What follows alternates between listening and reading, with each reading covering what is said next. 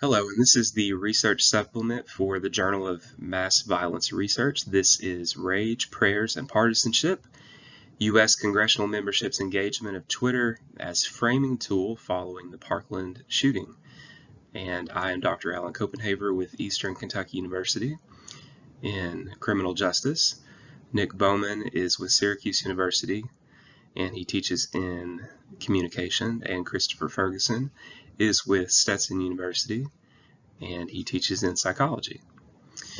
So, going to go through our presentation rather quickly and give you a broad overview of what our research focused on and what we found in examining tweets following the Parkland shooting. So, as you probably know, on February 14th, 2018, there was a teenage gunman who killed 17 people and injured 17 others at Marjorie Stoneman Douglas High School in Parkland, Florida, and this is colloquially known as the Parkland shooting.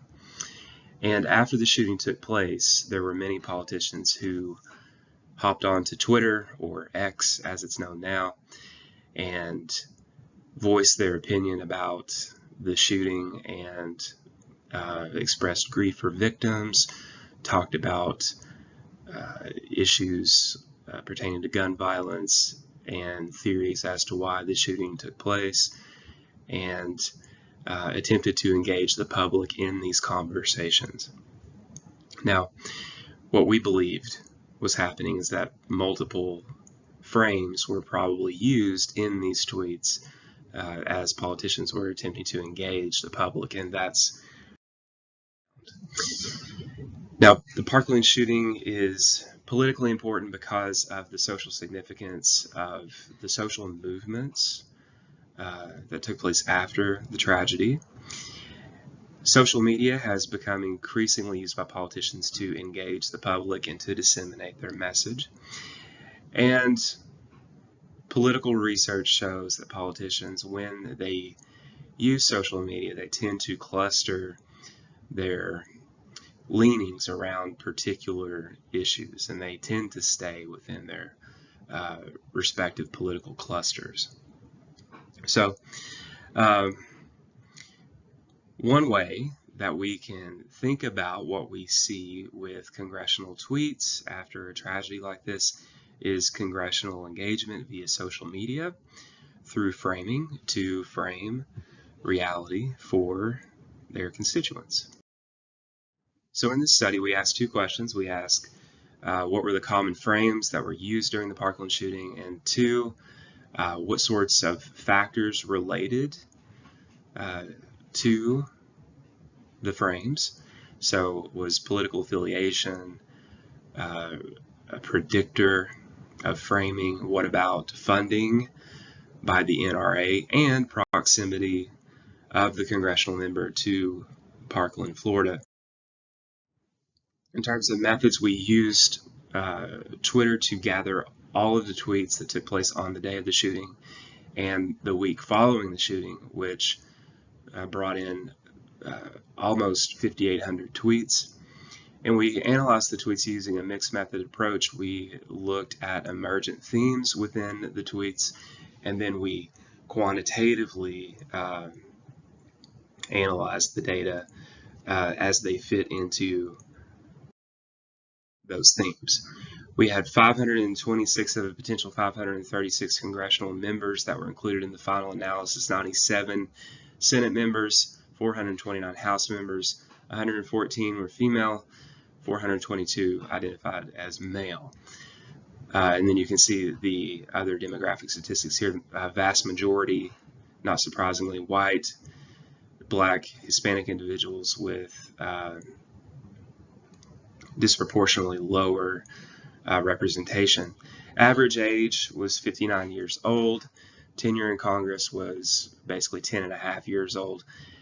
10 and a half years tenure. Political party, 54.6 Republican, 45.4 Democrats. In the majority of the individuals included in the sample were from.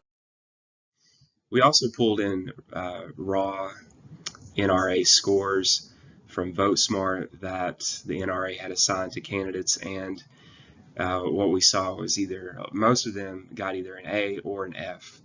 So we decided to use to recode into simply passing and not passing scores. For the congressional members in the sample, there was an average of 2.33 tweets during this great period on the day of the shooting, and 1.61 during the week of the shooting. 70% made at least one Parkland-related tweet. And in terms of the results of the themes, we saw expressions of outrage. Politicians were angry about the shooting. We saw policy recommendations. We saw support for the victims and their families and first responders. We saw them criticizing other people, mostly other members of Congress, and we also saw theories as to what caused the shooting. Was it lack of gun control? Was it something else? Was it media? What was it? And then you can see that for every single theme,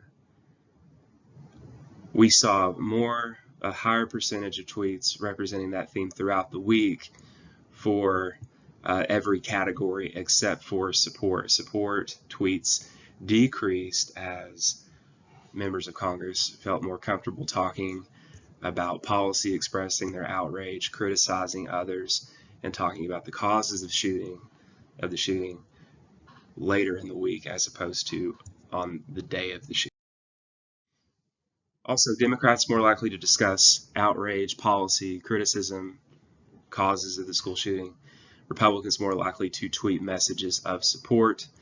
The same patterns were replicated when examining each Parkland theme for the week following the Parkland shooting, although variance in engaging the support frame was non-significant. Okay, so was the only thing that varied. So Parkland's an important moment in terms of the political discourse that dominated media after the shooting, with protests about gun control and things of that nature. Support frames were more common on the day of, and then those dissipated.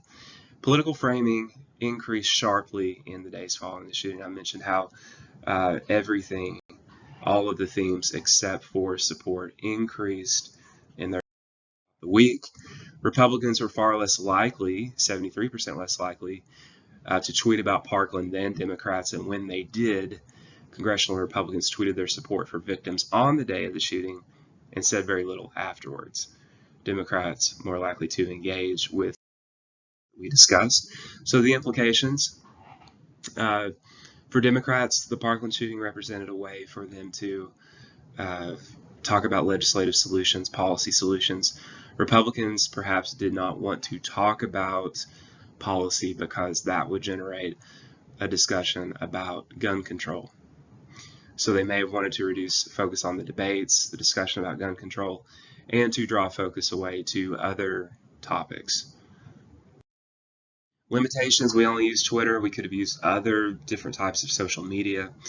We did not examine the number of tweets politicians sent after the tragedy and how that affects public support for politicians. That would have been very interesting.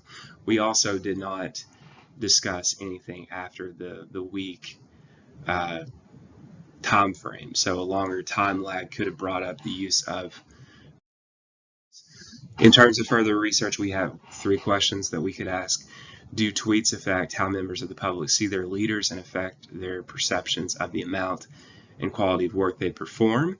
Is public policy influenced when the public feels satisfied about a particular politician based on the impression management of their Twitter or their X account, as we would call it?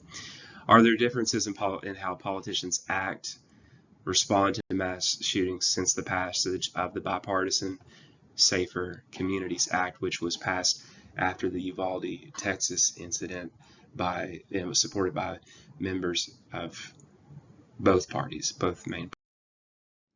Overall, this study adds an important component to the framing literature and understanding how politicians respond to mass shootings, school shootings in particular, and this type of framing analysis would be useful if we applied it to other mass shooting incidents and school shooting incidents in particular.